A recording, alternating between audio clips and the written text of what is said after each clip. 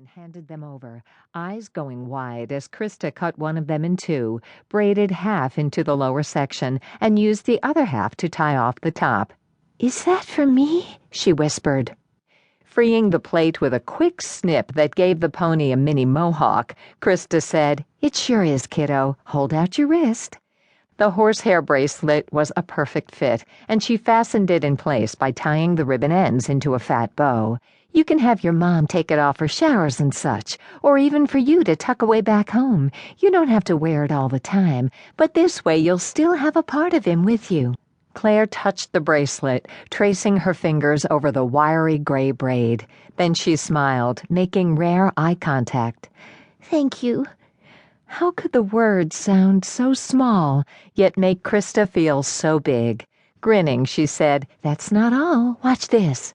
Taking the other ribbon, she sectioned off an inch of mane right behind the pony's furry little ears and began a second braid, this time working the ribbon in about halfway down, so the pink with the purple and white polka dots showed alongside the gray.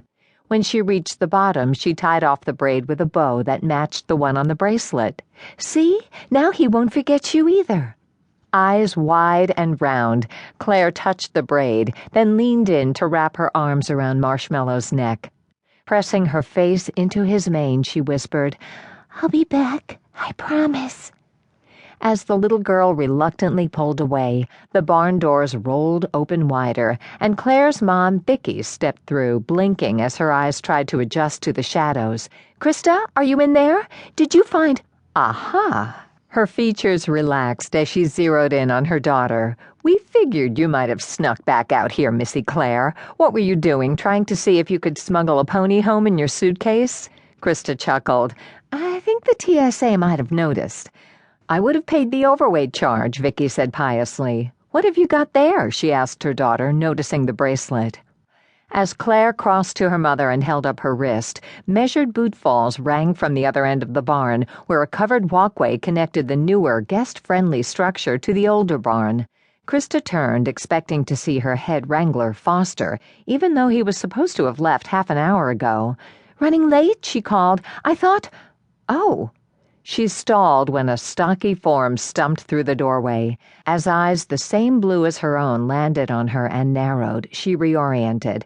"Hey, Gramps, how's it going?" Wearing jeans, a faded, long-sleeve work shirt, and a layer of trail dust that said he'd gone out riding early, Big Sky didn't look much different from when Krista was Claire's age and had been his constant shadow. Back then, he had put her up in the saddle in front of him and called her his best little cowgirl. Now he just gave her a sour look and said, "Where's Foster?" It was stupid to be disappointed. She and Big Sky were getting along better these days, with him helping her out by managing the Over-the-Hill gang, a herd of retirees and rescues that had taken over the top pasture. But that didn't stop her from wishing things could go back to the way they had been between them. Then again, Jenny always said she was the stupid optimist of the two of them. As far as Krista's twin sister was concerned, Krista either needed to challenge their Gramps to a duel, boxing gloves in the bonfire pit maybe, or seeing who could go 8 seconds on Buck the Bull, or grow a thicker skin.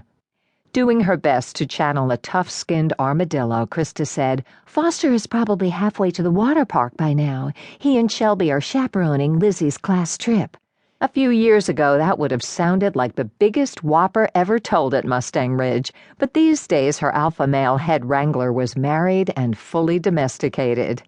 "Bueno needs a shoe tack back on," Big Sky grumbled. "Guess I can do it myself." "Wait!"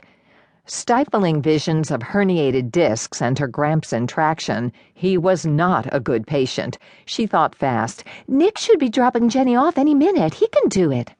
"And charge us out the wazoo, no doubt," Big Sky said with a cattleman's typical reaction to the thought of calling the vet for something simple. Even if that vet was married to his other granddaughter and had to be reminded repeatedly to bill Mustang Ridge.